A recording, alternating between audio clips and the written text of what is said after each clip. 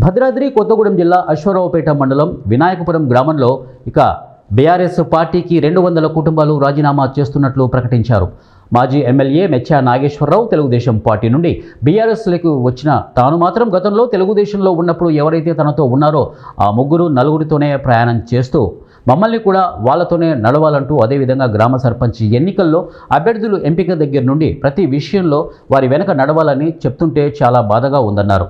అలా నడవలేక తప్పనిసరి పరిస్థితుల్లో రాజీనామా చేస్తున్నట్లు తెలిపారు. రాజకీయాల్లో తిరిగి ఈ ఊరు ఒక మీదగా ఒక పద్ధతి ప్రకారం నడిచిన వాళ్ళం మేము.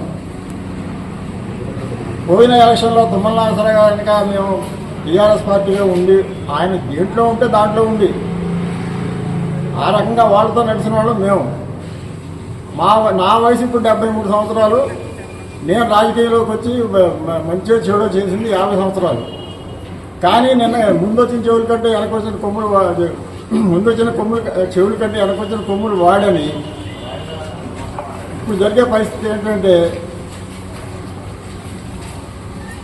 పోయినసారి కూటమి ప్రభుత్వంలో నిలబడి కూటమి ప్రభుత్వంలో ఎమ్మెల్యేగా ఎన్నికయ్యారు మొత్తం నాగేశ్వరరావు గారు. తర్వాత వాళ్ళ అనుచరులు ఇప్పుడు ఏం జరిగిందంటే మొత్తం నాగేశ్వరరావు గారికి విశ్వాసం ఉండొచ్చు.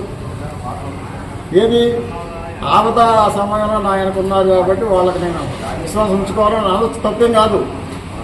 కానీ మరీ విశ్వాసం అతి విశ్వాసం చూపించి వాళ్ళ కింద మమ్మల్ని పని చేయమంటే అది మా వల్ల ఉందో చెప్పండి.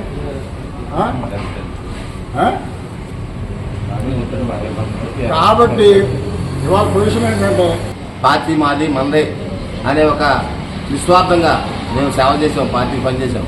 కానీ మమ్మల్ని ఎప్పుడు కూడా ప్రతిపక్షంలో ఉన్నట్టే మమ్మల్ని నడిపారు తప్ప మేము స్వపక్షం వాళ్ళం, పార్టీలో వీళ్ళు ఉన్నవాళ్ళు మొదటి నుంచి వీళ్ళని మనం ఇబ్బంది పెట్టకూడదు అని ఏనాడు మన పార్టీలో వాళ్ళే మమ్మల్ని గమనించాలి.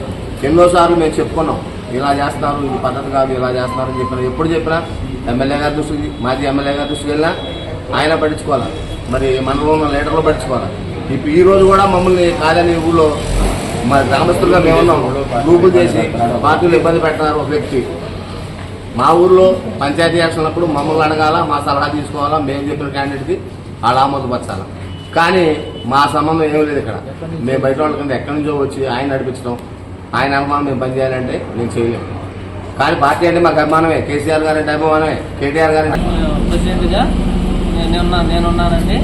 ఇక్కడ పంచాయతీ ఎన్నికలు జరుగుతున్నాయి. మేము అందరం కలిసి ఒక అభ్యర్థిని నిలబెడదామని అనుకుంటే వేరే వాళ్ళు అశ్వారావుపేట మండలం నుంచి వచ్చి, ఇక్కడ అశ్వారావుపేట మండలం నారాయణపురం అక్కడ నుంచి వచ్చి వేరే వాళ్ళు ఒక క్యాండిడేట్ నేర్పించడానికి చూశారండి. దానికి మేము